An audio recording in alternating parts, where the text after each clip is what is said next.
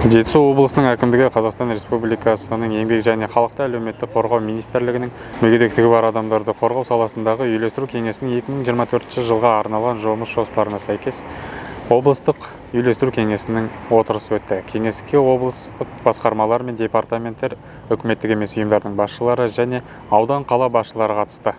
Бүгін біз облыс әкімдігі жанынан мүгедектігі бар азаматтардың мәселесін қарау жөніндегі үйлестіру кеңесінің 2024 жылға арналған алғашқы отырысын өткіздік.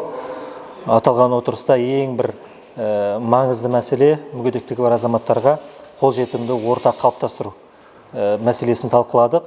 Екінші мәселе бұл осы үйлестіру кеңесінің 2024 жылға арналған жұмыс жоспары.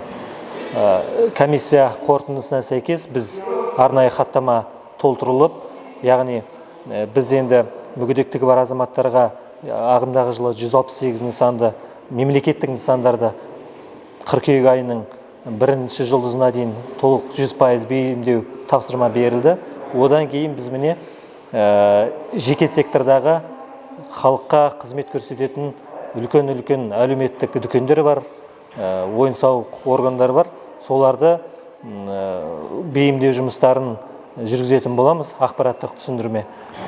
Мәлімет үшін айту кетуге болады. Тек қана былтырдың өзінде біз Талдықорған қаласы бойынша 17 жеке сектордағы нысандарды тексеріп, құзырлы орган аталған нысан мекеме басшыларына 3,5 миллион теңге көлемінде айыппұл салды. Аталған бағыттағы жұмыс биыл да жалғасатын болады. Сонымен қатар біз ерекше осы атап өтетін жағдай, бізден осы 1-ші қаңтардан бастап 2024 жылдың облыста бүткіл қала аудан әкімінің жанынан мүгедектігі бар азаматтардың мәселесін қарау жөніндегі штаттан тыс кеңесшілер тағайындалды. Яғни бұл азаматтардың, яғни толыққанды мүмкіншілігі бар сол аудандағы, сол елді мекендердегі мәселелерін облысқа жеткізіп, бірлестіріп, үйлестіру шешу жолдарын қарастыруға.